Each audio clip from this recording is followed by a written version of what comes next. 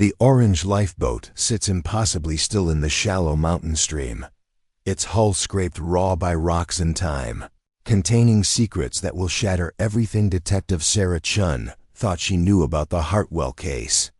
But to understand how that boat traveled 800 miles inland from the Pacific Ocean, we need to go back to where it all began on what should have been the perfect honeymoon. Sarah Chun's phone buzzes at 6:47 a.m. on a Tuesday morning in September, pulling her from restless sleep. The caller ID shows her partner, Detective Mike Rodriguez, and his voice carries that particular urgency that means another long day ahead. "We've got something weird up in the mountains," Mike says without preamble. "Park ranger called it about an hour ago. Found a lifeboat in Clearwater Creek, about 15 miles east of Mount Helena." Sarah sits up, instantly alert. "A lifeboat? In the mountains?" "Yeah, that's what I said. But here's the kicker, it's got markings from the Celestial Dream. Ring any bells?" The name hits her like cold water. Sarah's been a detective for 12 years, and some cases burrow deep into your bones. The Celestial Dream is one of them. 8 years ago, Newlyweds Thomas and Elena Hartwell disappeared from that cruise ship, somewhere between Seattle and Alaska. No bodies, no witnesses, no trace, except for a cabin that looked like it had been vacated in a hurry. "I'll be there in 20, Sarah says, already reaching for her clothes. The drive to Clearwater Creek takes 45 minutes through winding mountain roads, past stands of Douglas fir and patches of early autumn color. Sarah's mind races as she navigates the curves, remembering details from the Hartwell file she'd studied obsessively during her first year on the force. Thomas Hartwell, 28, software developer from Portland. Elena Hartwell, 26, graphic designer, married exactly 6 days before boarding the cruise. They'd booked the honeymoon suite, paid in full, told everyone they were finally going to see the Northern Lights together. The ship's manifest showed them boarding in Seattle on October 12, 2015. Security footage confirmed they made it to their cabin that first night. After that, nothing. The cruise line claimed they'd conducted a thorough search when the couple failed to appear for their dinner reservation on the second night. Staff had used their master key to enter the cabin, finding it empty but undisturbed luggage. Still packed, bed unslept in, but no signs of struggle. The ship's captain had ordered a full search of every deck, every lounge, every possible hiding place. Elena and Thomas Hartwell had simply vanished. Sarah parks beside Mike's patrol car. At the trailhead, where a weathered sign reads, "Clearwater Creek Trail, 2.3 miles. The morning air carries the sharp scent of pine and something else, something that makes her think of salt water. Impossible as that seems at this altitude. Park Ranger Jim Holbrook meets them at the trail entrance, his weathered face creased with confusion. "Never seen anything like it," he says, adjusting his worn cap. "Been working these mountains for 30 years, and boats don't just appear in mountain streams. They hike in single file along the narrow trail, boots crunching on fallen leaves. The sound of rushing water grows louder as they approach the creek, and Sarah finds herself thinking about Elena Hartwell's mother, Margaret, who'd called the precinct every month for 3 years before finally giving up. "My daughter wouldn't just jump overboard," Margaret had insisted during one of their last conversations. Elena was afraid of deep water. She could barely swim. She'd never go near the rail at night. The creek appears through the trees, a ribbon of clear water tumbling over smooth stones. And there, wedged against a fallen log about 20 feet from the bank, sits the impossible. A bright orange lifeboat, its fiberglass hull scraped and faded, but unmistakably maritime. Sarah approaches carefully, noting the way the boat sits at an odd angle, as if it had been pushed upstream by some tremendous force. The registration numbers are still visible on the stern, CD07, along with the ship's name in faded blue letters. "Nobody's touched it?" she asks Holbrook. "Not since I called it in. Figured you'd want to see it exactly as I found it." Sarah pulls on latex gloves and peers into the boat's interior. The bench seats are water-stained but intact, and there's something wedged beneath the forward seat, a small object that makes her heart skip. She reaches carefully and extracts a silver locket, its chain tangled with what looks like kelp. The locket is tarnished but recognizable from the missing persons file. Elena Hartwell had been wearing it in every photo from their wedding day. "Mike," she calls softly, "come look at this." As her partner approaches, Sarah notices something else scratches on the boat's interior walls, as if someone had clawed at the fiberglass. The scratches form a pattern, deliberate marks that almost look like... "Are those letters?" Mike asks, leaning in beside her. Sarah traces the marks with her finger. They're faint but definitely intentional. Hockey, LP carved into the stern. And below it, something that could be coordinates or a date. "We need to get this boat to the lab," she says, but her mind is already racing ahead to the bigger questions. How did a lifeboat from a cruise ship end up in a mountain stream 800 miles from the ocean? And if Elena and Thomas Hartwell went down with this boat, why is Elena's locket the only human trace they've found? She photographs the locket before carefully placing it in an evidence bag, noting how the chain seems to have been cut, not broken. Someone had removed it deliberately. As they prepare to call for a recovery team, Sarah's phone buzzes with a text from an unknown number. "Stop looking for the boat. Some secrets should stay buried." She shows the message to Mike, who immediately starts tracing the number. But Sarah's attention is caught by something else, a flash of movement in the trees on the far side of the creek. For just a moment, she could swear she sees a figure watching them, someone in dark clothing who disappears the instant she looks directly at them. "Did you see that?" she asks, but Mike and Holbrook are both focused on the recovery logistics. Sarah stares at the spot where the figure vanished, her detective instincts flaring. After 8 years, someone is still watching the Hartwell case. Someone who doesn't want that lifeboat found. The question is, are Elena and Thomas Hartwell still alive, or is someone else desperately trying to keep their secret buried in these mountains? As the recovery team arrives and begins the delicate process of extracting the boat from the creek, Sarah finds herself thinking about the message on her phone. The timing is too perfect to be coincidence. Someone has been waiting for this moment, watching for the day the boat would finally surface. And now they know exactly who's looking for it. The anonymous text message burns in Sarah's mind as she drives back to the precinct. The evidence bags containing Elena's locket and photos of the carved message secured in her passenger seat. Someone knows she found the boat. Someone who's been watching, waiting. At the station, Sarah spreads the Hartwell case files across her desk. 8 years of dead ends and cold leads staring back at her. The original investigation had been thorough but ultimately fruitless. The cruise ship's security footage showed the couple entering their cabin at 9:47 p.m. on October 12, 2015. After that, the cameras captured nothing. Mike walks over with 2 cups of coffee and a grim expression. Got the trace back on that text. Burner phone, purchased with cash in Portland 3 weeks ago, already been ditched. 3 weeks? Sarah looks up from the files. That's specific. Timing gets weirder. I called the cruise line about their lifeboat inventory from 2015. According to their records, all lifeboats from the Celestial Dream were accounted for when the ship returned to port.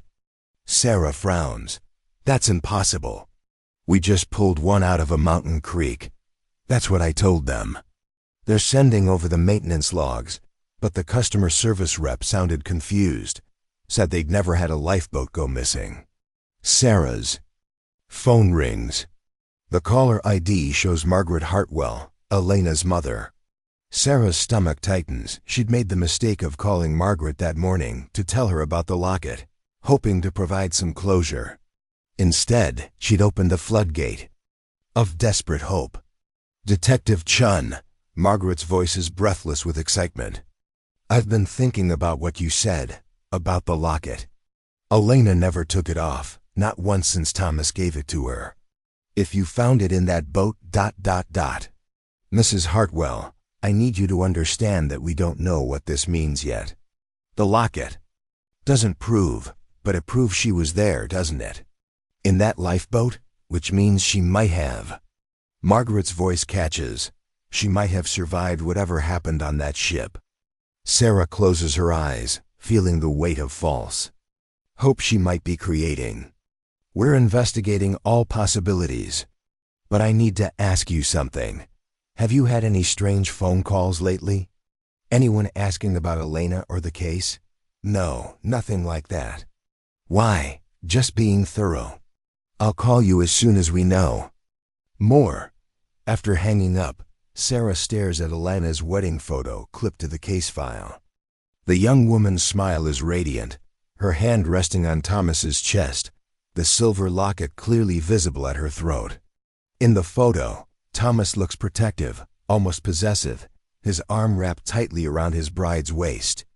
Mike, what do we know about the Hartwells' marriage? Any problems before the cruise? Mike flips through his notes. According to friends and family, they were the perfect couple. High school sweethearts, dated for 6 years before getting engaged. Both sets of parents said they'd never seen them fight. Nobody's that perfect. That's what I thought, so I dug deeper. Mike pulls out a supplemental report Sarah hadn't seen before. Found this in the Portland PD files. 3 weeks before the wedding, Elena filed a police report about someone following her home from work. She withdrew it the next day, said it was a misunderstanding. Sarah's pulse quickens. Who was following her? Report doesn't say. But here's what's interesting. Thomas wasn't listed as an emergency contact. She put down her sister instead. Before Sarah can respond, her phone buzzes with another text from the same unknown number. Last warning. Walk away from the boat or Elena dies. Sarah's blood runs cold. Mike, look at this. Mike reads the message over her shoulder. Elena dies, present tense. That's what I caught too. Not Elena died, or Elena would have died. Someone wants US to think she's still alive. Could be a hoax. Someone read about the boat discovery online, and no, Sarah shakes her head. We haven't released anything to the media yet. Only the park ranger, the recovery team, and us know about the boat. Someone with inside information sent this. Sarah's computer chimes with an email from the cruise line. The subject line reads, Celestial Dream Lifeboat Inquiry, Urgent. She opens it to find a message from the ship's safety officer. Detective Chen, I need to speak with you immediately about your inquiry. Our records show something that doesn't make sense. Please, call me at the number below. Do not discuss this with anyone else until we speak. Sarah dials the number, her hands slightly shaking. The call connects to a man with a thick Boston accent who introduces himself as Captain Rick Morrison. Detective, what you're asking about ... it's complicated. The lifeboat you found, CD-07. It was listed as damaged beyond repair. After an incident in 2014, we have documentation showing it was disposed of properly. What kind of incident? Morrison hesitates. There was an accident during a safety drill. A passenger fell and hit their head. The boat's interior was damaged, and there were liability concerns. We had it removed from service and destroyed. Yet here it is, 800 miles inland with evidence from a missing persons case. That's what doesn't make sense. I personally supervised the disposal. That boat was crushed and recycled in Vancouver. Sarah feels a chill. Are you saying someone replaced the disposed boat with an identical one? I'm saying someone went to a lot of trouble to make it look like our passengers disappeared in a lifeboat that shouldn't exist. After the call, Sarah sits in stunned silence. The evidence is pointing toward an elaborate deception, but the motive remains unclear. Why fake a lifeboat accident? Why go to such lengths to stage the Hartwells' disappearance? Mike returns from the lab with the preliminary analysis of the locket. No blood or tissue samples, but they found something interesting. The metal shows signs of prolonged exposure to chlorinated water, not seawater. Pool water, maybe, or treated. Tap water. So it wasn't in the ocean? Doesn't look like it. And there's something else. The engraving on the back is different from what's listed in the missing persons report. Sarah examines the evidence photos. The original report noted the locket was engraved with E and T forever. But the locket they found reads E and T until death. That's not the same message, she murmurs. No, it's not. Someone either switched the lockets or had the original re-engraved. Sarah's mind races. Elena's locket, the fake lifeboat, the anonymous threats. Someone has been planning this for years, maybe since before the Hartwells even boarded the cruise. But the question remains, are they trying to hide a murder, or are Elena and Thomas Hartwell still alive? Her phone rings again. This time it's an unknown local number. Detective Chun? The voice is female, young, and terrified. I think I know something about the boat you found. About Elena and Thomas. But I can't talk on the phone. Can you meet me tonight, alone? Sarah grabs a pen. Who is this? I used to work on the cruise ship. I was there the night they disappeared. I know what really happened to them. The line goes dead, leaving Sarah staring at her phone with more questions than answers. Someone who was there that night is finally ready to talk. But given the threatening messages, is this informant trying to help her solve the case, or lure her into a trap? As evening approaches, Sarah has to decide. Meet with this mysterious witness who claims to know the truth, or heed the warnings, and walk away from a case that's consuming her thoughts. The boat in the mountain stream was just the beginning. Someone has been orchestrating this revelation, and Sarah is starting to realize she might be walking directly into their carefully laid snare. The warehouse district at night feels like a different world. Shadows pooling between abandoned buildings and the distant hum of traffic from the interstate. Sarah parks her unmarked car outside the address.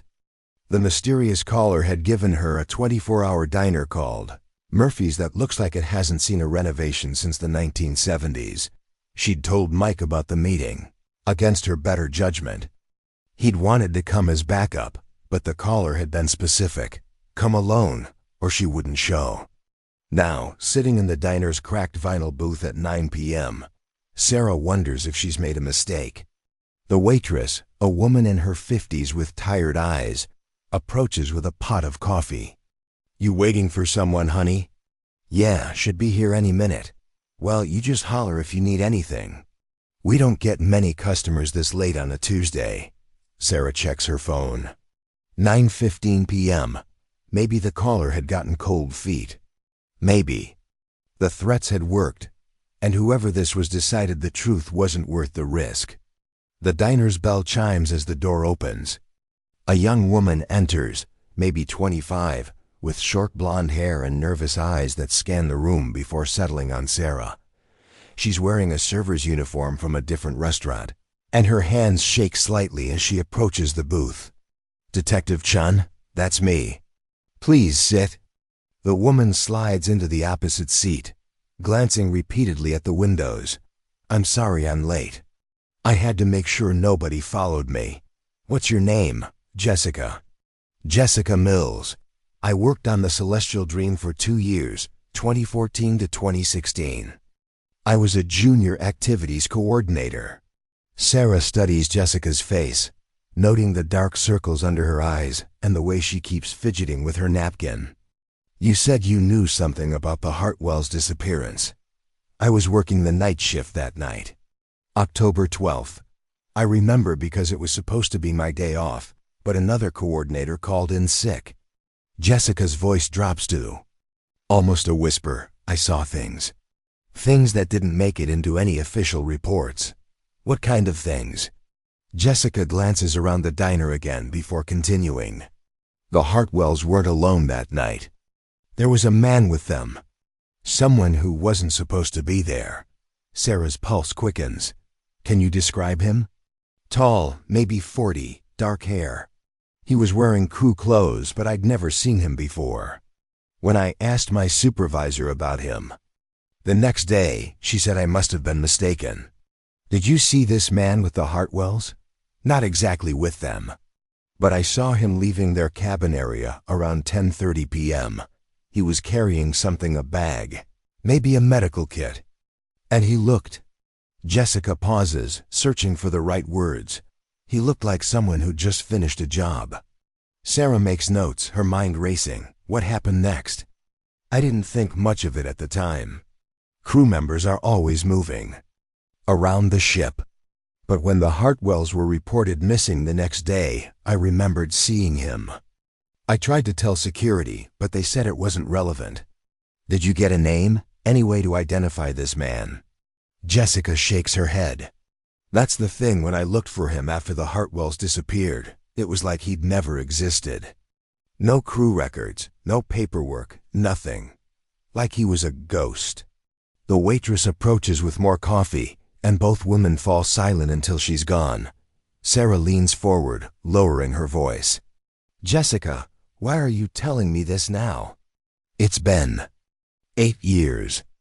Because I think they're still alive, Jessica says, her eyes filling with tears. And I think whoever took them is still out there. What makes you think they're alive? Jessica reaches into her purse and pulls out a folded piece of paper.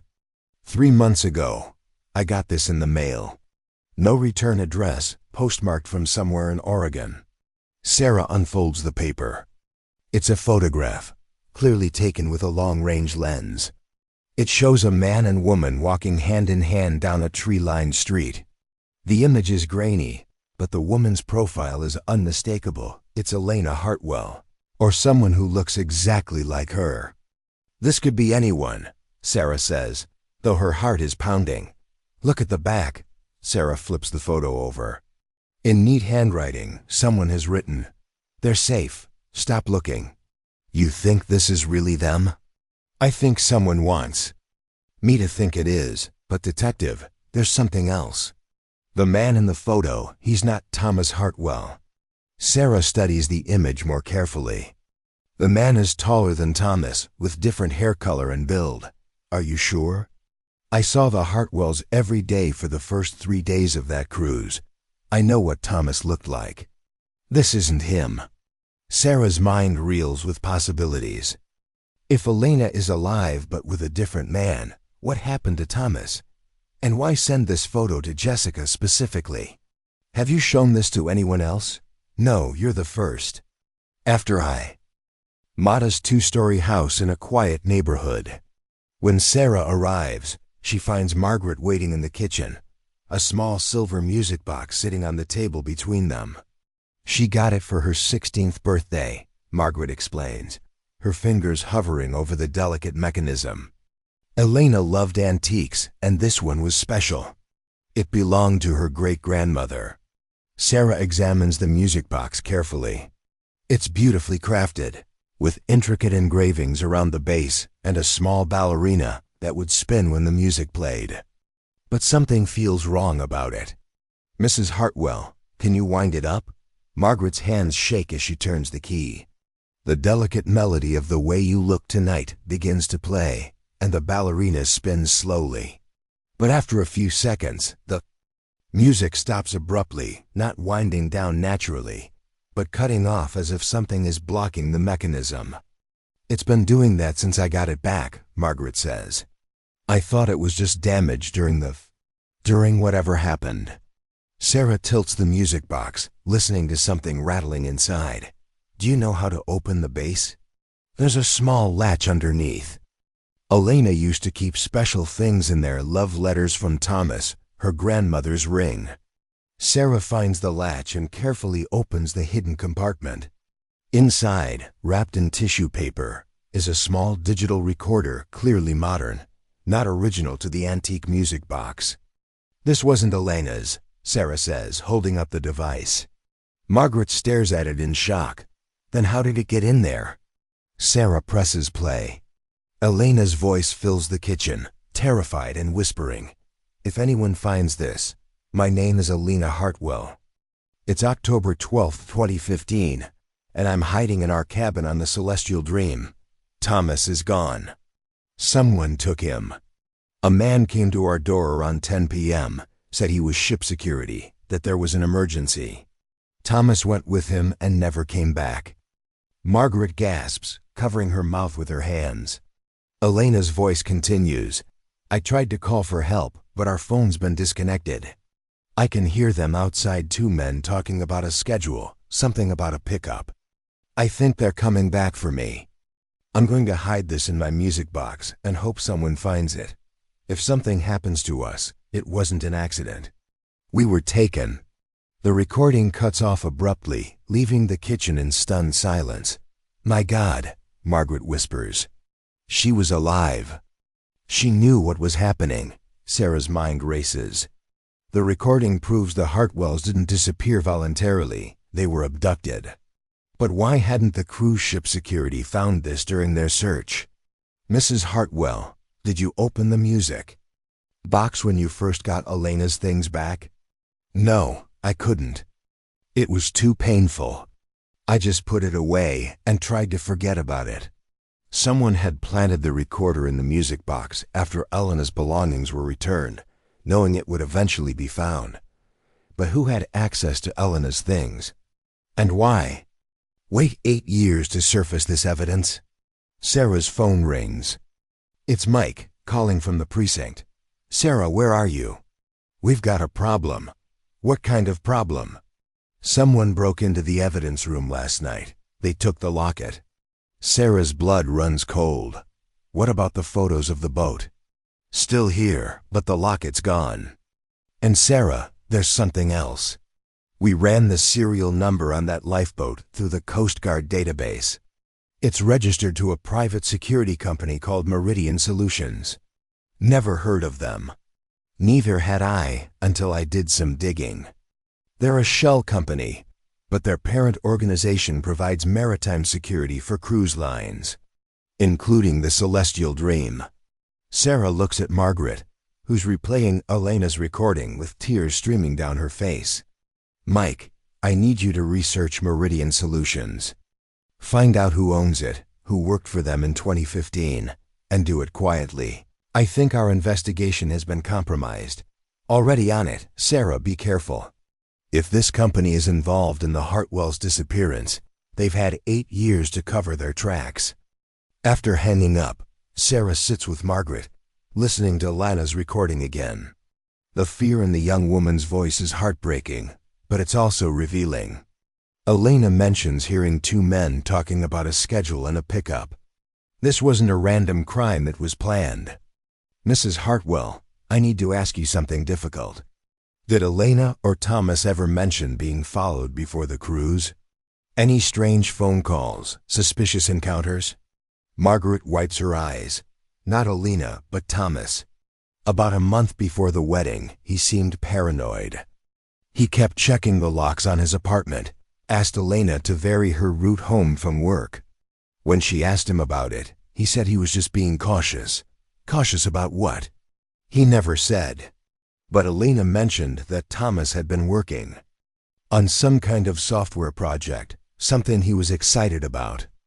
She said he'd been contacted by potential investors, people who wanted to buy his work. Sarah's investigative instincts flare. What kind of software? Something about security systems, I think. Thomas was always tinkering with computers, but this was different. Elena said he'd been working around the clock, that he thought it might make them rich. A new theory begins to form in Sarah's mind. What if the Hartwells weren't random victims? What if Thomas had developed something valuable, something worth killing for? Did Thomas have any business partners? Anyone who might know about this software? His roommate from college, I think. A man named David Kim. They stayed in touch. After graduation, Sarah makes a note to track down David Kim, but her phone buzzes with another text from the unknown number. Stop playing the recording. Elena's death is on your hands now. Margaret sees the message and goes pale. What does that mean? It means someone's been listening to us, Sarah says. looking around the kitchen with new paranoia. "Mrs. Hartwell, I need you to pack a bag. You're not safe here. I'm not leaving my home because of some coward sending text messages." "Mrs. Hartwell, they took Elena's locket from police evidence. They knew we found the recording. These aren't idle threats." As if summoned by their conversation, the doorbell rings. Margaret starts to get up, but Sarah motions for her to stay seated. "Were you expecting anyone?" "No, not at this hour." Sarah peers through the front window. A delivery truck is parked outside, but there's no driver visible. The doorbell rings. Again, followed by insistent knocking. "Police delivery," a muffled voice calls. "Evidence returned from Margaret Hartwell." Sarah draws her weapon. She hadn't ordered any evidence returned, and police don't make deliveries at 4 a.m. "Mrs. Hartwell, is there a back door?" "Through the kitchen." "Take the music box and go, now." Margaret clutches the music box and hurries toward the back of the house. Sarah follows, her gun drawn, as the knocking becomes more insistent. They slip out the back door into the pre-dawn darkness. Sarah's car is parked in front, but reaching it would mean crossing the open yard in full view of whoever's at the front door. "Is there anywhere safe you can go?" Sarah whispers. "My sister's house, about 10 minutes away. Call her. Tell her you're coming, but don't explain why over the phone." As Margaret makes the call, Sarah hears the front door splinter. Whoever was outside has given up on subtlety. Heavy footsteps move through the house, searching.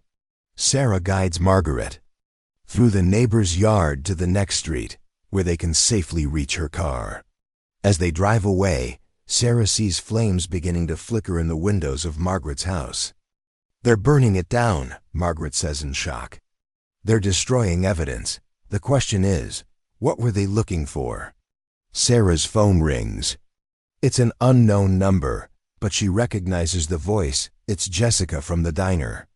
"Detective, you need to get out of Portland tonight. They know about the recording, and they're cleaning house."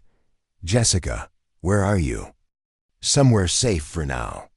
"But detective, there's something I didn't tell you last night about the music box.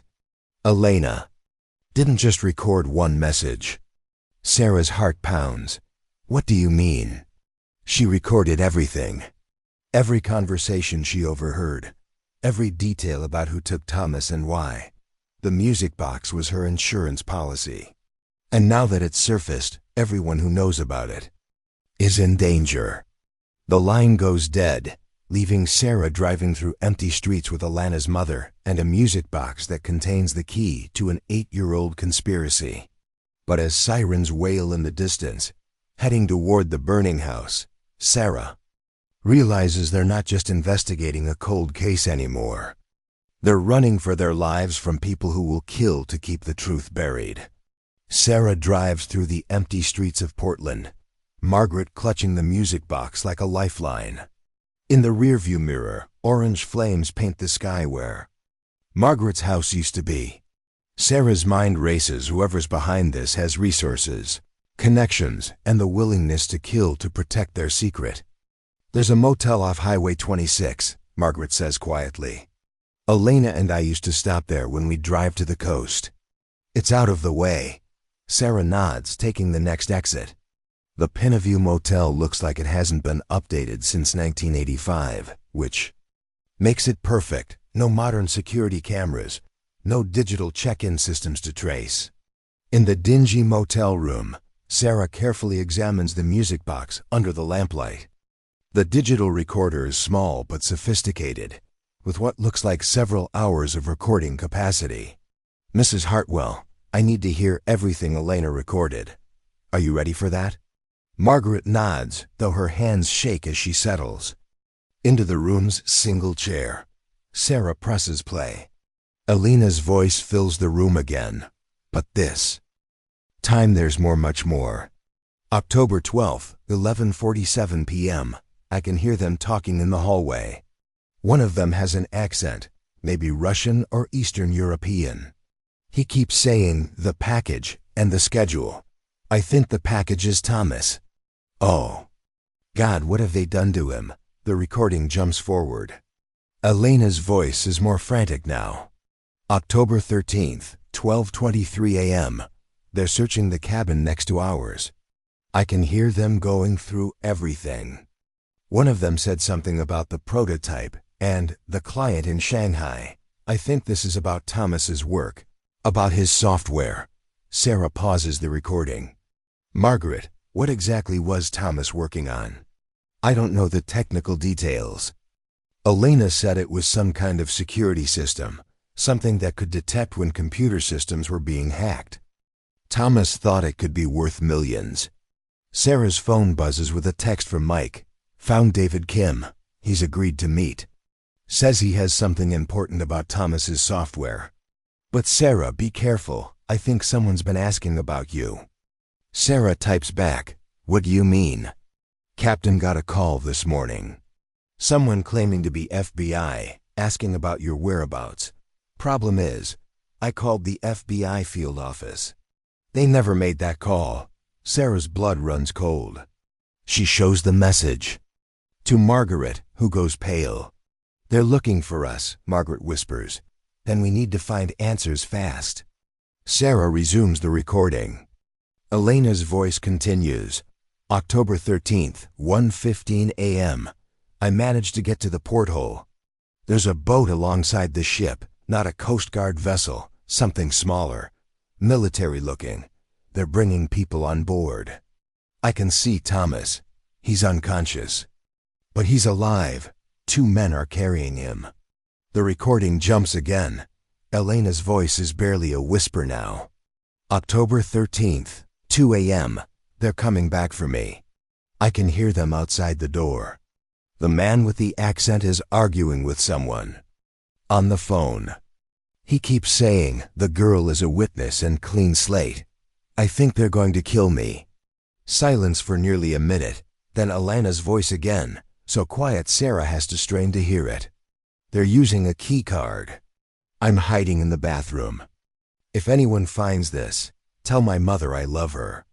And tell the police to look for a company called Meridian Solutions. Thomas mentioned them to me, once said they'd offered to buy his software, but he didn't trust them. The recording cuts off.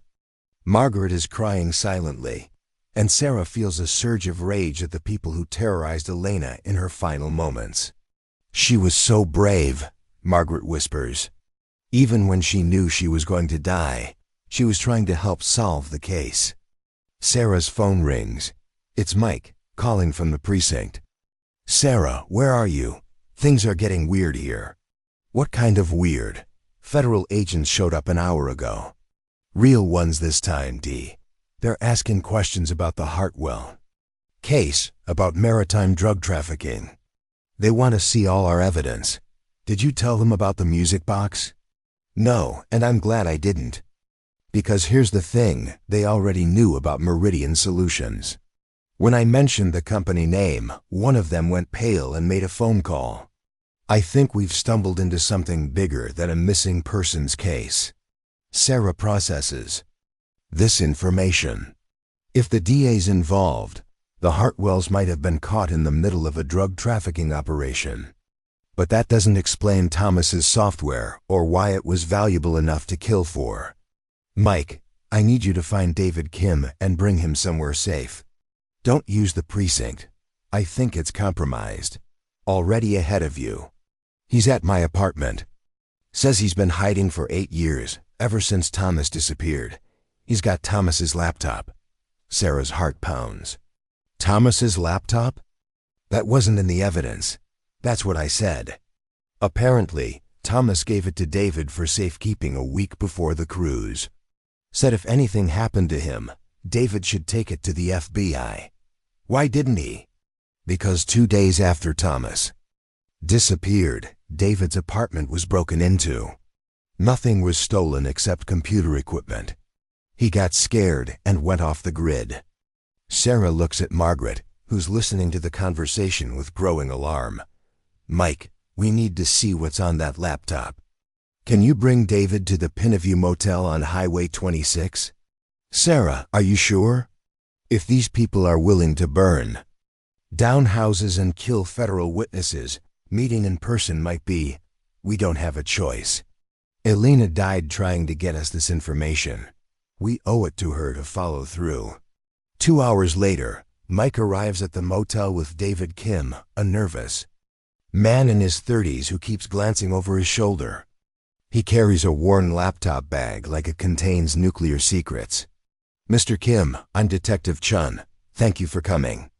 David nods, setting the laptop on the motel room's small table. I should have done this years ago. But after Thomas disappeared, I was scared. These people, they don't just kill, they make people vanish completely. What can you tell us about Thomas's software? David opens the laptop, which boots up to a desktop full of complex programming files. Thomas was working on something called Phantom Key, a security system that could detect and trace any attempt to hack into computer networks. But it was more than that. It could also reverse hack the attackers, identify them, track their location. Sarah leans forward. That sounds valuable to law enforcement. It was. But Thomas discovered something while testing the system. He found evidence of a massive money laundering operation running through cruise ship booking systems. Ships were being used to transport more than passengers. They were moving money, drugs, even people. Margaret gasps. People trafficking. Thomas traced the operation to a network of shell companies, all connected to Meridian Solutions. They were using cruise ships as mobile bases for international crime. The software Thomas developed could have exposed the entire network. David clicks through files on the laptop. But here's the thing, Thomas found out that some of the cruise line executives were involved. They were taking payments to allow certain ships to be used for trafficking. When Thomas threatened to go public, they decided to eliminate him. Sarah's phone buzzes with another text from the unknown number. Stop digging or Elena's family joins her. She shows the message to the group. David goes pale. That's the same kind of message I got 8 years ago, right before I went into hiding. David, did Thomas make copies of his evidence? Yes, but not on computer systems. He was paranoid about digital security. He printed everything out and hid physical copies in a safety deposit box. Sarah's pulse quickens. Where? Portland First National, downtown branch. But I don't have the key.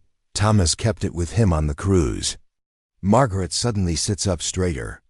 Wait. Elena had a key on her keychain, something I didn't recognize. I thought it was decorative. She reaches into her purse and pulls out Elena's keys, returned with her other belongings. Among them is a small brass key with a number etched into it. That's it, David says excitedly. That's got to be the safety deposit box key. Sarah examines the key. The number reads 1247, and there's a small logo that matches Portland First National's branding. If Thomas's evidence is in that box, it could solve everything, she says. But the bank won't open until Monday morning. David shakes his head. We might not have until Monday. If they know we're getting close to the truth. As if summoned by his words, the motel room window explodes inward. Glass shards fly across the room as a smoke grenade bounces off the wall. Sarah draws her weapon and shoves Margaret behind the bed. Everyone down. Through the broken window, Sarah can see figures in tactical gear surrounding the motel. Red laser dots dance across the walls, and a voice calls out through a megaphone. This is a federal operation. Exit the building with your hands visible. But Sarah knows these aren't real federal agents. Real agents would have surrounded the building quietly, not announced their presence with smoke grenades and broken windows. Back door, she whispers to Mike, who's already moving toward the rear of the room. David clutches the laptop as they prepare to run. If we don't make it to that safety deposit box, no one will ever know the truth about what happened to Thomas and Elena. Sarah checks her weapon and looks at the terrified faces around her. They're outnumbered and outgunned, But they have something their attackers don't: the truth about why Elena and Thomas Hartwell had to die. The question is, will they live long enough to prove it? Sarah kicks open the motel room's back door as smoke continues to pour through the shattered window. The tactical team is closing in from the front, their movements coordinated and professional. These aren't amateurs, they're military-trained operators with one goal: eliminate everyone who knows about Thomas's software. "Move," Sarah whispers, pushing Margaret and David toward the tree line behind the motel. Mike covers their retreat, his service weapon drawn. They scramble through the darkness, branches catching at their clothes as they navigate the dense woods. Behind them, Sarah can hear the tactical team breaching the motel room, shouting commands as they discover their targets have escaped. There's a logging road about half a mile through these trees. Mike pants, helping Margaret navigate the rough terrain. My car's parked there. David still clutches the laptop, its weight slowing him down. "We can't let them get this," he gasps. "It's the only proof we have." Sarah's phone buzzes. Another text from the unknown number.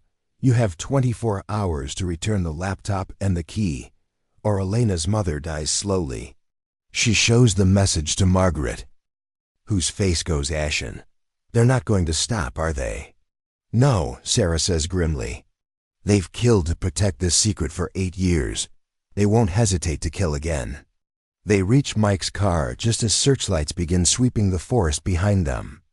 The tactical team has regrouped and is pursuing on foot, their lights cutting through the darkness like deadly fireflies.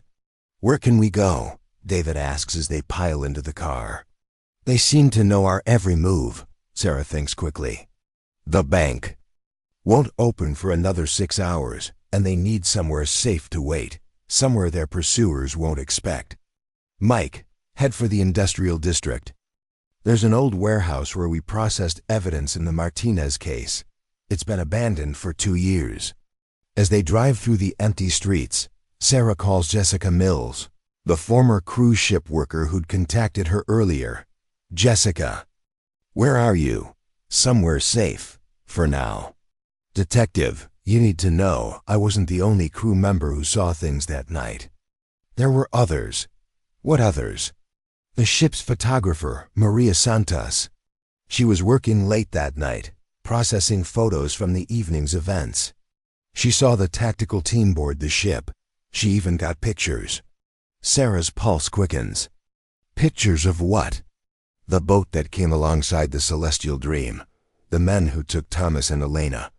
She's been hiding for 8 years, but she's willing to talk now." "Where is she?" "Seattle. She works at a photo studio downtown." "But detective." "She's scared. She only meet if you can guarantee her safety." Sarah looks at Margaret, who's staring out the window at the passing streetlights. "I can't guarantee anyone's safety right now. We're all targets." "Then maybe it's time to go public. Get the story out before they can silence all of us." "Before Sarah can respond, Mike's car shudders as something impacts the rear bumper. In the rearview mirror, Sarah can see a black SUV gaining on them, its headlights cutting through the dawn. "They found us," Mike says, pressing the accelerator to the floor. The SUV rams them again, harder this time. Margaret screams as the car fishtails, Mike fighting to maintain control. David clutches the laptop protectively as they careen through the empty streets. "There," Sarah points to an upcoming intersection. "Turn left, the warehouse is 3 blocks down." Mike yanks the wheel, tires screaming as they take the corner. The SUV follows, its engine roaring as it closes the distance. Sarah can see the passenger window rolling down, a rifle barrel extending into the dawn air. "Get down!" she shouts, pushing Margaret's head below the window line. The rear windshield explodes as bullets punch through the glass. Mike swerves wildly, trying to present a harder target while navigating the narrow streets. The warehouse appears ahead, a massive concrete structure with multiple loading docks. Mike drives straight through the chain-link fence, the car's front bumper tearing metal as they crash into the building's shadow. Everyone out! Sarah orders, helping Margaret from the car as Mike and David grab the laptop and evidence. They race toward the warehouse's side entrance, an old door that Sarah remembers from the Martinez case. Behind them, the black SUV slides. To a stop, its occupants already emerging with military precision. Sarah shoots the lock off the warehouse door, and they tumble inside. The space is cavernous and dark, filled with abandoned equipment and the echoes of their footsteps. "This way," Sarah whispers, leading them deeper into the building. There's an office on the second floor with a landline. They climb a rusty staircase to a mezzanine level overlooking the warehouse floor. Below, Sarah can see flashlight beams cutting through the darkness as their pursuers search systematically. In the abandoned office, Sarah finds the old landline still connected.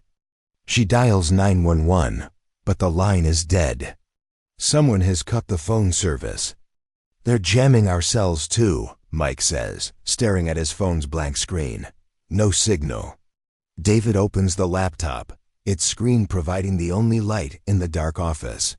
"I need to upload Thomas's files somewhere safe. If we don't make it out of here, at least the evidence will survive." "Can you access the internet?" "There's an old Ethernet port. If the building's internet is still active." David plugs in a cable and waits. After a moment, he nods. "We're online."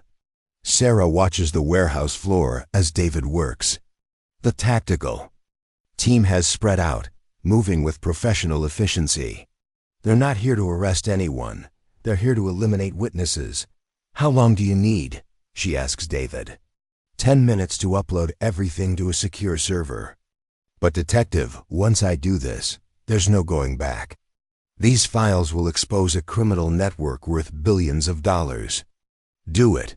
As David uploads the files, Sarah notices something on the warehouse floor below.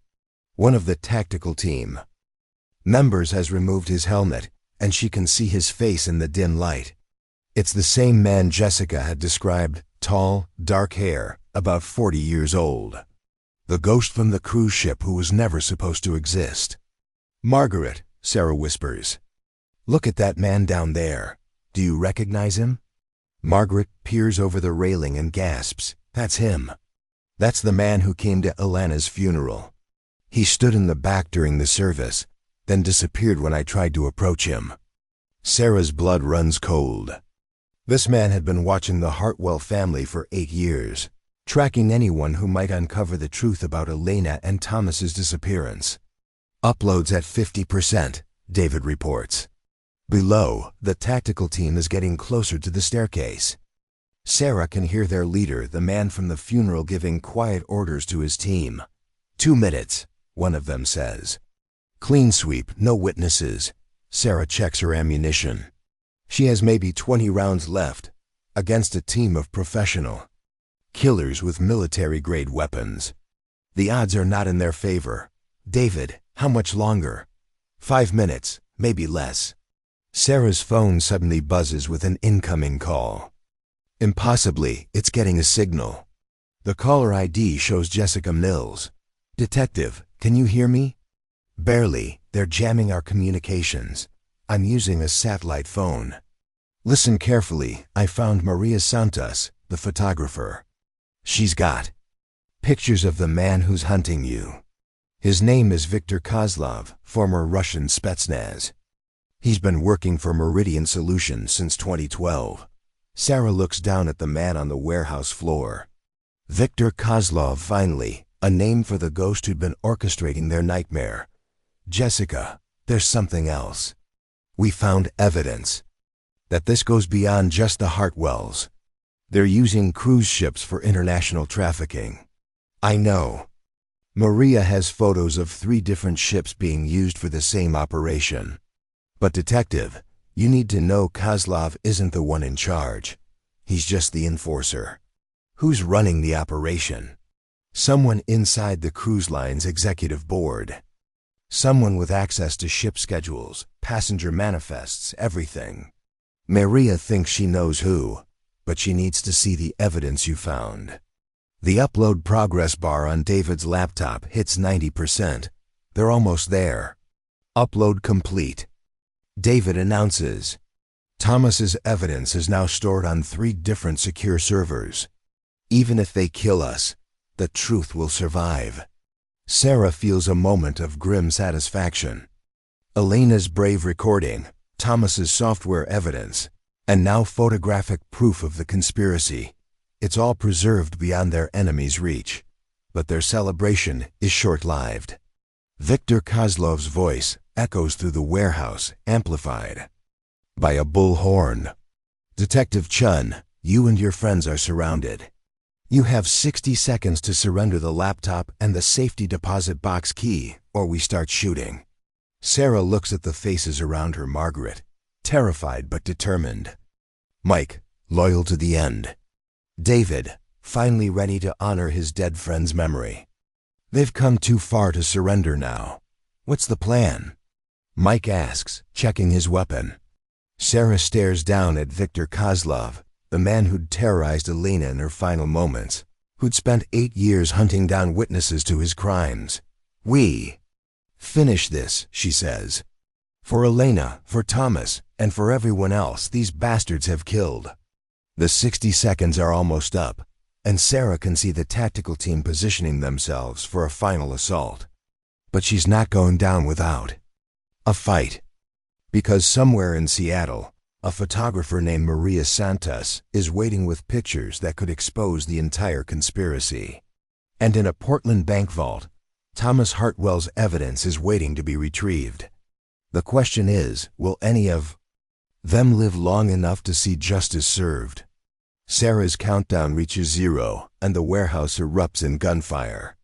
She pushes Margaret behind an overturned desk as bullets punch through the office's thin walls. Mike returns fire from the window, his shots echoing through the cavernous space. There's an old freight elevator shaft behind that wall, Sarah shouts over the gunfire. If we can reach it, we might be able to get to the roof. David clutches the laptop as they crawl across the debris-strewn floor. The tactical team is advancing up the stairs, their movements coordinated despite the darkness.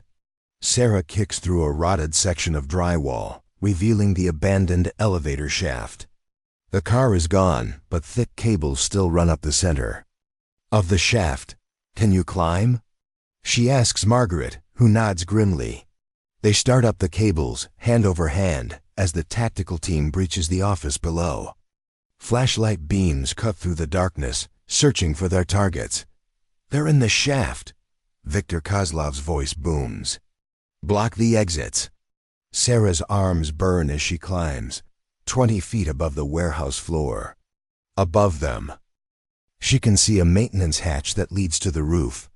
But as they near the top, her phone buzzes with an incoming call. Jessica Mill's voice comes through clearly. Detective, I'm at the photo studio with Maria Santos. She's got something you need to see.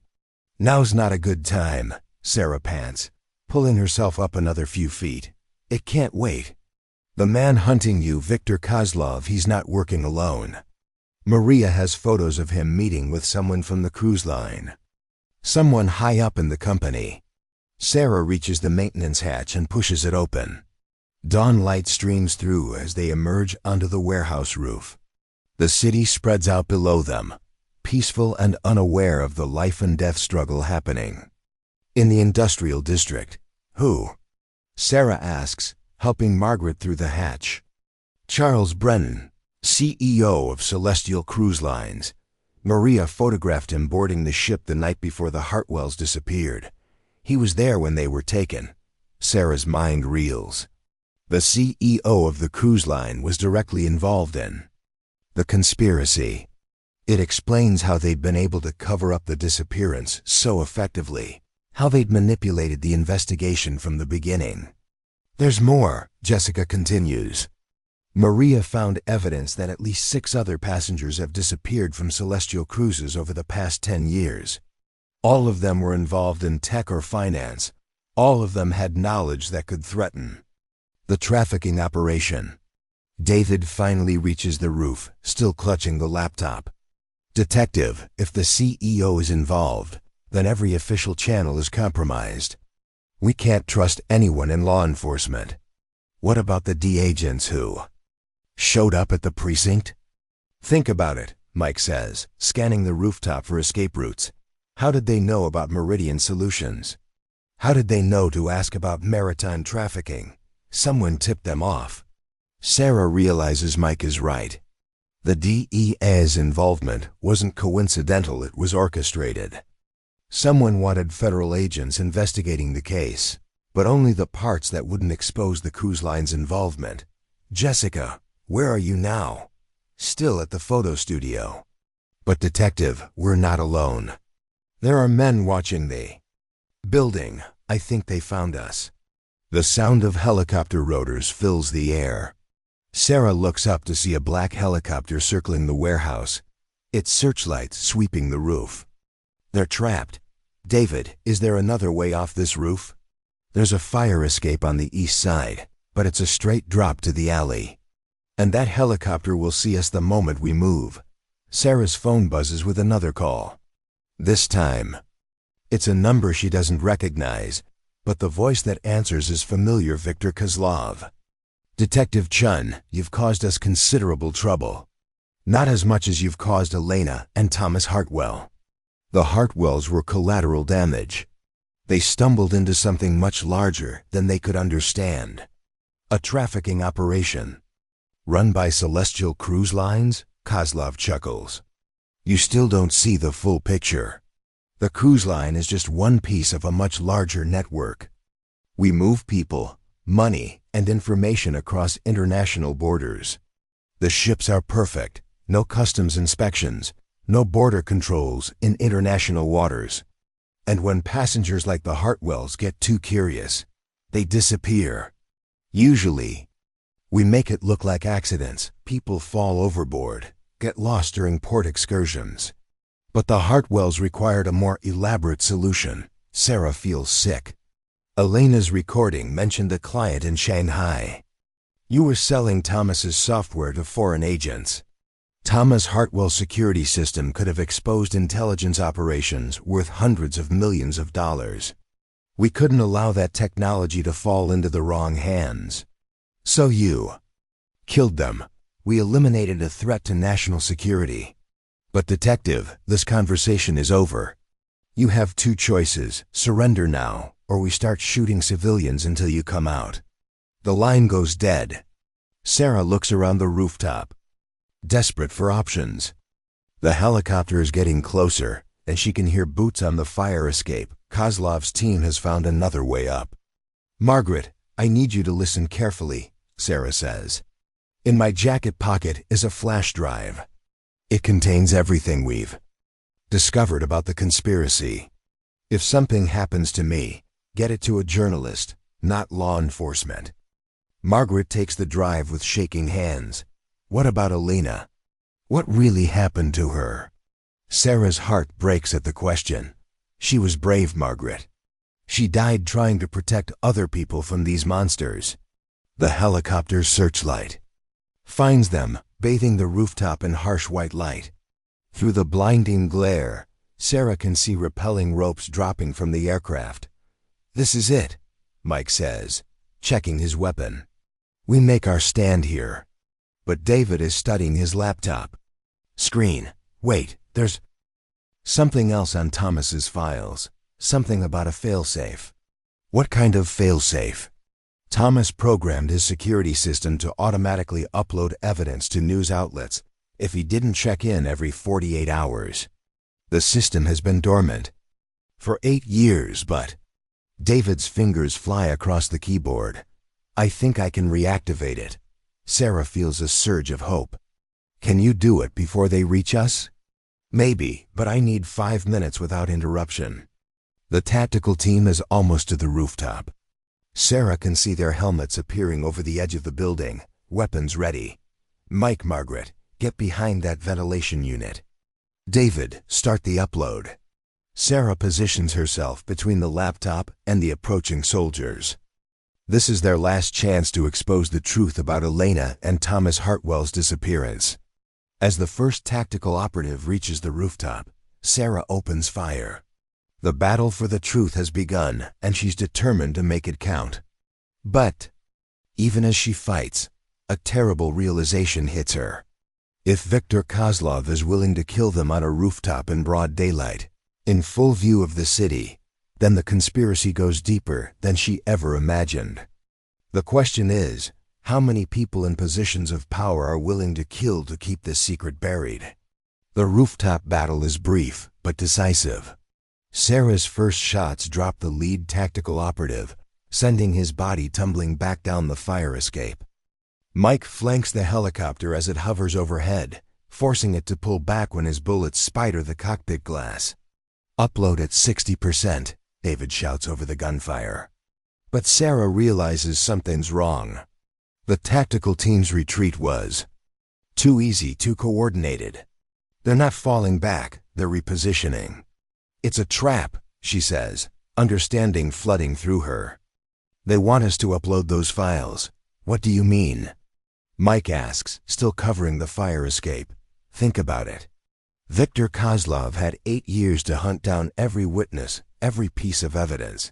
Why let us get this far? Why not kill us at the motel? David's fingers pause over the keyboard. Because they want to see what we know. They want to identify every source, every witness, every piece of evidence that could threaten them. Sarah's phone buzzes with another call from Jessica Mills. This time, the voice that answers isn't Jessica's. Detective Chun, this is Charles Brennan, CEO of Celestial Cruise Lines. Sarah's blood runs cold. The man who'd ordered Elena and Thomas's deaths is now speaking directly to her. Where's Jessica Mills? Ms. Mills is safe for now, as is the photographer, Maria Santos. But their continued well-being depends on your cooperation. What do? You want? I want you to complete the upload. Thomas Hartwell's security system contains information that could damage legitimate intelligence operations. We need to know exactly what he discovered. Sarah realizes the scope of the conspiracy. You're not just running a trafficking operation. You're working with foreign intelligence services. Detective, the world is more complicated than you understand. Sometimes national security requires difficult choices, like murdering American citizens, like protecting sources and methods that keep this country safe. The Hartwells stumbled into an operation that's been running for 15 years. They had to be eliminated. Margaret, listening to the conversation, breaks down in tears. Sarah puts a protective arm around her as Brennan continues. But we made a mistake 8 years ago. We let emotions cloud our judgment. Elena Hartwell should have simply disappeared at sea. Instead, we created a mystery that's haunted investigators ever since. The lifeboat in the mountains, Sarah realizes. You planted it. We needed to draw out every remaining witness, every piece of evidence that could connect us to the Hartwells' disappearance. The boat was bait, and you took it beautifully. Sarah's mind races. The anonymous texts, the mysterious informants, even Jessica Mills' calls, it was all orchestrated to flesh out anyone who knew the truth. Jessica Mills works for you. Ms. Mills is a very talented actress. She's been monitoring cruise ship workers for years, identifying potential security risks. When she told us about Maria Santos and the photographs, we knew we had to act. David looks up from the laptop. Sarah, the upload is complete. But there's something else. I'm seeing massive data movement from the secure servers. Someone's accessing the files remotely. Sarah realizes they've been played from the beginning. The upload wasn't about preserving evidence. It was about delivering it directly to the people who wanted to destroy it. Brennan, what happens now? Now you die, detective. But first, you're going to witness something that will show you the futility of your investigation. The helicopter that had been circling the warehouse suddenly explodes in a massive fireball. Sarah watches in horror as the burning aircraft spirals toward the ground, crashing into the industrial district with a thunderous impact. Consider that a demonstration, Brennan says calmly. We've been eliminating loose ends all morning.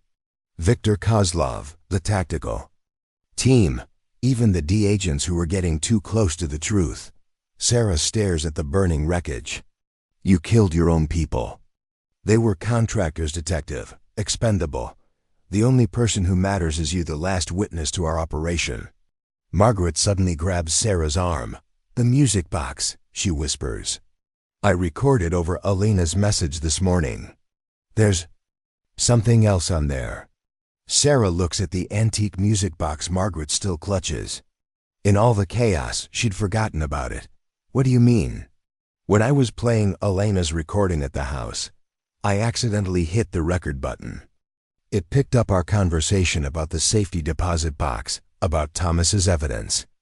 But it also picked up something else, a phone call Charles Brennan made to someone called the director. Sarah's pulse quickens. You recorded Brennan's conversation?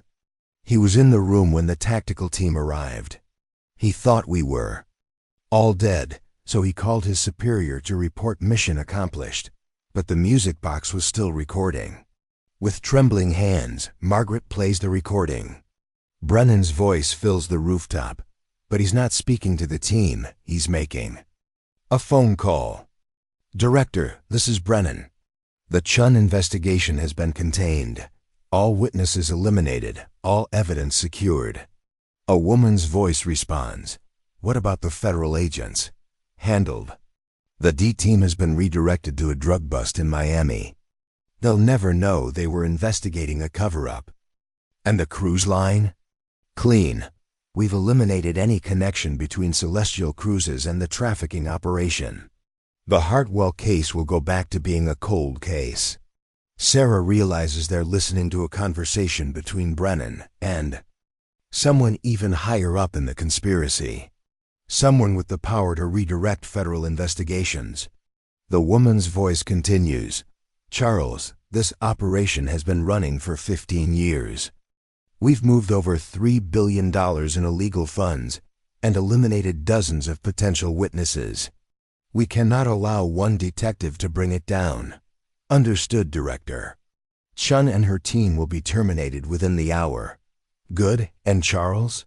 This is the last time we clean up your mistakes. The Hartwell situation should have been handled cleanly 8 years ago. The recording ends, leaving the rooftop in stunned silence. Margaret, do you recognize the woman's voice? No, but whoever she is, she's in charge of this entire operation. Sarah's phone rings again. This time it's Brennan, but his voice is strained. Detective Chun, I underestimated you. That recording you just heard cannot be allowed to survive. Too late, Brennan. It's already been uploaded to multiple news outlets. No, Detective, it hasn't. Because you're going to destroy it. Along with the music box and everything else you've discovered. Why would I do that? Because if you don't, Elena Hartwell's death will seem merciful compared to what happens to her mother. Sarah looks at Margaret, who's gone pale. Through the warehouse windows below, she can see armed men taking positions around the building. You have 10 minutes to destroy all evidence of this conspiracy, Detective. If you don't, Margaret Hartwell dies slowly, and her death will be broadcast live to ensure compliance. The line goes dead. Sarah stares at the burning helicopter wreckage, realizing that Brennan had been telling the truth about eliminating loose ends. Viktor Kozlov, the tactical team, even the D agents, they were all dead. Which means the people now surrounding the warehouse aren't contractors or mercenaries. They're the real power behind the conspiracy, and they're done playing games. Sarah looks at Margaret, David, and Mike. They've uncovered the truth about Elena and Thomas Hartwell's disappearance. But now they face an impossible choice. Destroy the evidence and let the killers go free, or watch an innocent woman die for the sake of justice. The question is, what would Elena Hartwell want them to do? Sarah stares at the music box in Margaret's hands, knowing it contains the key to exposing a conspiracy that reaches into the highest levels of government. But she also knows that refusing Brennan's demands will cost Margaret her life. Margaret, I can't make this choice for you. Sarah says quietly. If we destroy the evidence, these people will never face justice. But if we don single quotes d. Elena died for this, Margaret says, her voice steady despite her tears. She recorded that message knowing it might cost her life. How can I dishonor her? Sacrifice by giving up now? Mike checks his weapon, counting his remaining ammunition. They've got us surrounded. Even if we wanted to surrender, I don't think they'd let us. Walk away. David closes the laptop, his face grim. The upload is complete anyway. Even if we destroy the music box, Thomas's evidence is already in the hands of journalists. The truth will come out. Sarah's phone rings. This time it's a number. She recognizes the Portland Police Department. Detective Chun, this is Captain Rodriguez. Where the hell are you? Captain, the warehouse district. We're surrounded by hostiles. We need backup immediately. Negative, detective. You're wanted for questioning in connection with the murder of federal agents. Return to the precinct immediately. Sarah realizes the conspiracy has reached even deeper than she thought. Someone has convinced her own department that she's the criminal. Captain, I have evidence of a conspiracy involving cruise ship trafficking and the murder of Detective Chen. You have 5 minutes to surrender, or we're coming in with a SWAT team. The line goes dead. Sarah looks at her companions, realizing they're truly alone. The police think they're criminals, the federal agents are dead, and the only people who know the truth are trapped on a warehouse roof. They've turned everyone against us, she says. Margaret clutches the music box tighter. Then we make this count. We get the truth out, no matter what it costs. Sarah's phone buzzes with a text from an unknown number. Detective, this is Maria. Santos, I'm in the building across the street. I have a clear shot at the men surrounding you. Are you ready? Sarah looks across the street and sees a figure in a window, holding what appears to be a camera with a long lens. But as she watches, she realizes it's not a camera, it's a sniper rifle. Maria's here, she tells the others. She's got a weapon, another text. I've been waiting 8 years for this moment.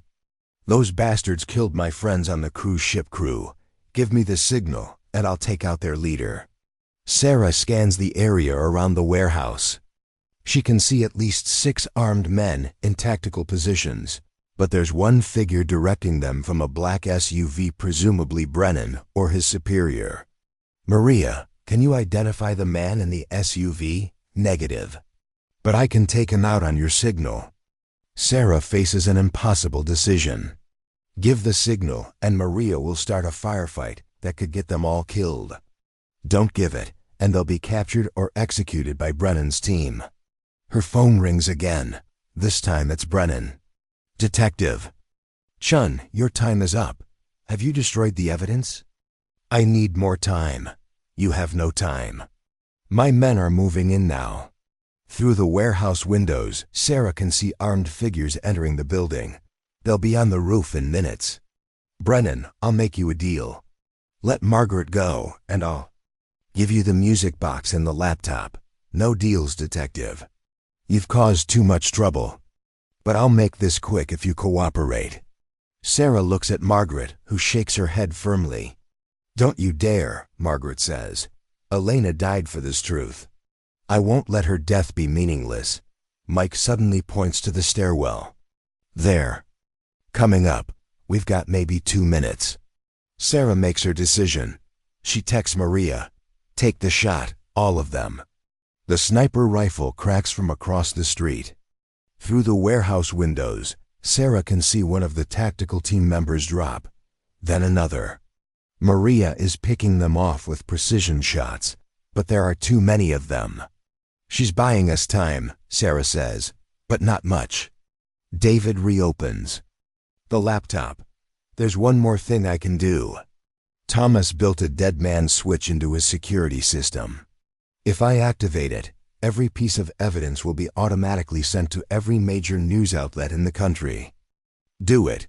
As David's fingers fly over the keyboard, Sarah's phone rings one more time.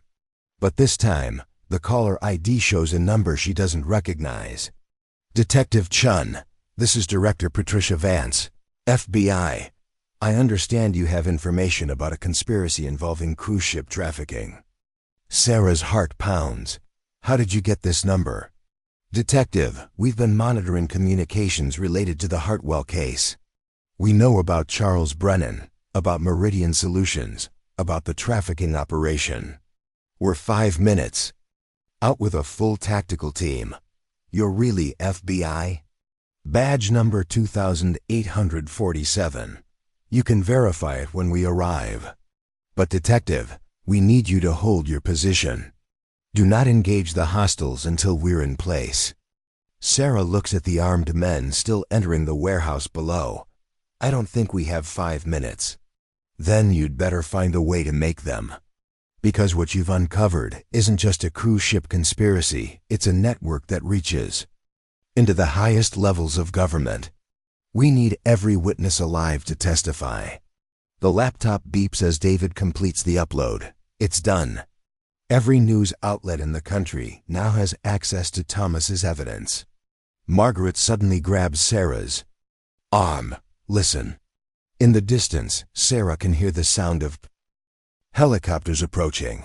Not one, but several. And these sound different, heavier, more powerful. FBI tactical helicopters. Director Vance's voice comes through the phone. We're beginning our assault. Stay down and let us handle this. Sarah watches through the windows as the FBI helicopters surround the warehouse. Suddenly, the men who'd been hunting them are the ones being hunted. Director Vance, there's a sniper in the building across the street. She's on our side. Maria. Santos, we know about her. She's been working with us for 2 years, feeding us information about the trafficking network. Sarah realizes that Maria hadn't been hiding for 8 years. She'd been working undercover, gathering evidence against the people who'd killed her friends. The sound of gunfire erupts from the warehouse below as the FBI team engages Brennan's men. Sarah can see muzzle flashes through the windows, hear shouted commands as the real federal agents take control of the situation. Detective Chun, this is Agent Torres. We're coming up to get you. Stay exactly where you are. Minutes later, FBI agents in tactical gear emerge onto the roof. Sarah has never been so happy to see federal badges in her life. Agent Torres, there's evidence in this music box that connects Charles Brennan to the trafficking operation. We know, Detective. We've been listening to his communications all morning. He's already in custody, along with 12 other members of the network. Margaret clutches the music box, tears streaming down her face. Does this mean we finally know what happened to Elena? Agent Torres's expression softens. Ma'am, we found records of the trafficking operation dating back 15 years. Your daughter and her husband were eliminated because they discovered evidence that could have exposed the entire network. They died heroes. Sarah looks out over the city, watching the smoke clear from the warehouse district. After 8 years, the truth about Elena and Thomas Hartwell's disappearance is finally coming to light. But as she watches the FBI agents secure the scene, she realizes their investigation has uncovered something far more sinister than a simple missing persons case. They've exposed a conspiracy that reaches into the highest levels of government, one that has been operating for years without detection. The question is, how many other innocent people have died to protect this secret? 6 months later, Sarah sits in a federal courthouse in Washington, D.C., watching as the final defendant in the Celestial Cruise Lines conspiracy takes the stand. The trials have been ongoing for months, each revelation more shocking than the last. Margaret Hartwell sits beside her, clutching the same music box that had saved their lives. The antique piece has become a symbol of Elena's courage, a reminder that even in her final moments, she'd fought to expose the truth. The defendant will state his name for the record, the judge instructs. Charles Brennan, former CEO of Celestial Cruise Lines. Sarah studies Brennan's face as he testifies. The man who'd ordered Elena and Thomas's deaths looks smaller now. Defeated. His empire of corruption has crumbled, and with it, a trafficking network that had operated for 15 years. Mr. Brennan, can you describe the nature of your relationship with Director Patricia Vance? Sarah's attention sharpens. Director Vance, the FBI official who'd saved them at the warehouse, had been arrested 2 weeks later. The conspiracy had reached even into the federal agencies tasked with stopping it. Director Vance was our contact within the FBI, Brennan admits. She provided us with information about federal investigations and helped us eliminate potential witnesses, including Elena and Thomas Hartwell. Yes, when Thomas Hartwell's security software identified our money laundering operation, Director Vance ordered their elimination. Margaret's hand finds Sarah's, squeezing tightly. Even after all these months, hearing the details of Elena's murder is still painful. The prosecutor continues. Mr. Brennan, how many people were killed to protect this conspiracy? 47 that I'm aware of. Passengers, crew members, investigators, journalists, anyone who got too close to the truth. Sarah feels sick. 47 people dead, including Elena and Thomas, all to protect a criminal enterprise that had generated billions in illegal profits. What happened to the bodies? They were disposed of at sea. We had a private crematorium ship that operated in international waters. No remains, no evidence. Margaret breaks down in tears. Sarah puts a protective arm around her, remembering Elena's brave voice on the recording. Tell my mother I love her. After the trial, Sarah and Margaret walk out of the courthouse together. The media swarm around them, but Sarah has learned to ignore the cameras. The real story isn't about her investigation. It's about Elena's courage and the justice that finally came. From her sacrifice, Detective Chen, what's next for you? A reporter calls out. Sarah pauses on the courthouse steps. I'm returning to Portland. There are other cold cases that need attention, other families who deserve answers.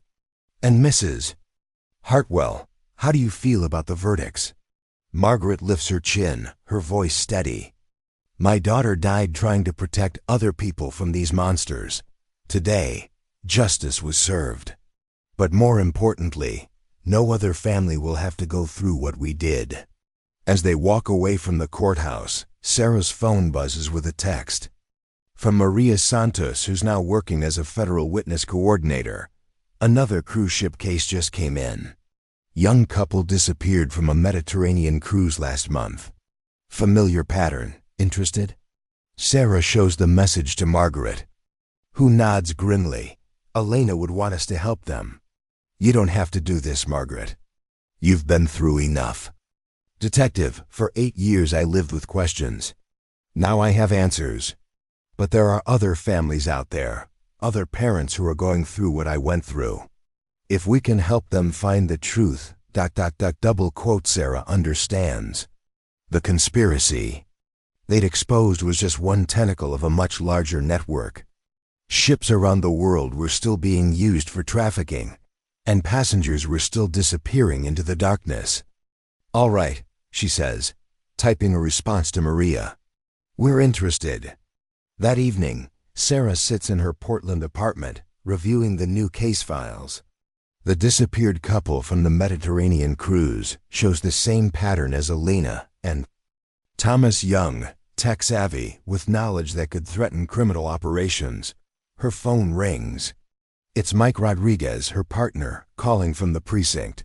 Sarah, you need to see this. We just got a call from the Coast Guard. They found something floating off the Oregon coast. What kind of something? Another lifeboat. This one's from a cruise ship called the Mediterranean Star. And Sarah, there's a message carved into the hull. Sarah's pulse quickens. What kind of message? Help us. We're alive. Coordinates follow. Sarah grabs her jacket and heads for the door. The conspiracy they'd exposed was bigger than anyone had imagined, but it wasn't over. Somewhere out there, more victims were fighting to survive, leaving clues for investigators to find. As she drives toward the coast, Sarah thinks about Elena Hartwell's final recording. If anyone finds this, tell the police to look for a company called Meridian Solutions. Elena's courage had exposed one network, but there were others. Ships were still sailing, people were still disappearing, and families were still searching for answers. Sarah's phone buzzes with another message from the unknown number that had haunted her investigation. "You won, detective, but this is far from over." She deletes the message without responding. Let them come. She'd learned something important. During the Hartwell investigation, the truth always surfaces eventually, like a lifeboat drifting up a mountain river. The question isn't whether justice will be served, it's whether investigators like Sarah will be brave enough to follow the evidence wherever it leads, no matter how dangerous the journey becomes. As she reaches the coast, Sarah can see the Coast Guard cutter bringing in the recovered lifeboat. Inside, she knows there will be another message from another brave victim, another clue in the endless fight between those who profit from human suffering and those who refuse to let the truth stay buried. Elena and Thomas Hartwell's story was over, but their legacy would continue. Every time a detective followed a lead, every time a victim found the courage to speak out, every time the truth surfaced despite attempts to bury it, Elena's sacrifice would be honored. The music box sits on Sarah's desk at the precinct, a reminder that even in the darkest moments, hope survives.